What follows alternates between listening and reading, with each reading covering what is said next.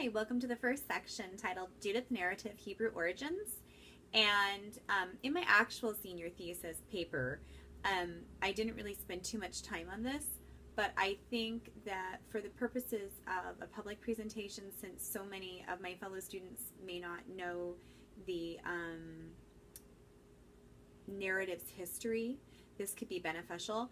So we're going to start here with the Hebrew origins, and we're going to explore a series of quotes from a scholarly essay on the history of the book of Judith as it came from a Hebrew narrative written in the Koine Greek, and then we'll continue to see where that goes as we come through history into the medieval world. So to start, Botch shares this about the book of Judith in an essay titled Judith, sourced from the Catholic Study Bible Reading Guide. Quote, "The book of Judith takes up a familiar theme to readers of Scripture. Who is truly sovereign and in control, a human ruler or God?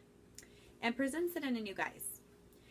The book tells of the conflict between Nebuchadnezzar and of God, and how a pious Israelite is instrumental in demonstrating the importance of faith, as well as the inscrutability and superiority of Israel's God. The protagonist is the widow Judith, who prevents the town of Bethulia from falling into the forces of the general Holofernes. Moreover, her initiative and slaying of Holofernes ultimately prevents his forces from capturing Jerusalem and destroying the temple."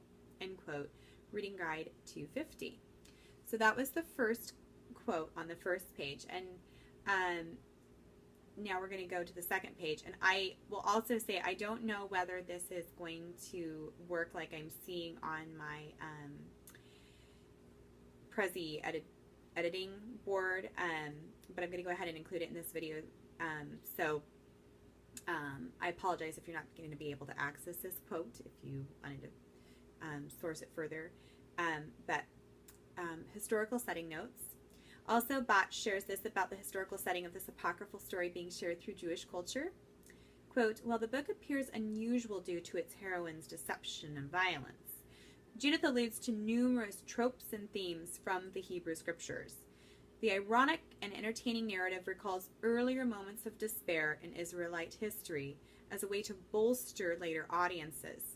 It is especially likely that the book served initially as a theological resource for 2nd and 1st century BC Jewish readers facing a Seleucid dominance or vigorous international challenges during the Hasmonean Commonwealth." End quote.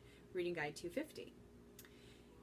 And now the third page, where I'm just going to summarize language, motif, and a surprising heroine. Firstly, the name Judith translates to mean Jewess. Secondly, the Hebrew narrative was originally copied into Koine, or the Greek of the ancient world. It was not ever written in Hebrew that we know of. Thirdly, Botch notes in the article, the motif of the story is stated as, quote, "by the hand of a female," end quote. Reading Guide 253. So this is going to be frequented throughout the scripture narrative, that the agency in confronting the enemy is through the hand of a female. And this could be similarly echoed through the Anglo-Saxon poetic version of this story, via all the repetitions about Judith as a woman of faith and prudent woman, to name a few. And just to insert right now that the Anglo-Saxons are going to be adapting this poem around the end of the 1st century, or 1st millennium, Christian millennium, so 1st millennium AD. The Hebrew story is taking place about a few hundred years before the coming of Christ. So this is a really big gap in time, but this story, as we're going to see, has been really popular in the ancient world and to different cultures. And fourthly, Botch offers these questions as a context for grappling with the story's weak conquering the strong theme. Quote, "Could a reclusive woman, a member of a vulnerable social group, save her people?" End quote. Reading Guide 253. And a second question, quote, "What are readers to make of her duplicity?" End quote. Reading Guide 253. Indeed, the answers reside in God's divine agency interceding on behalf of Israel and the myriad of interpretations that the peoples from their different cultures would take from the story over time.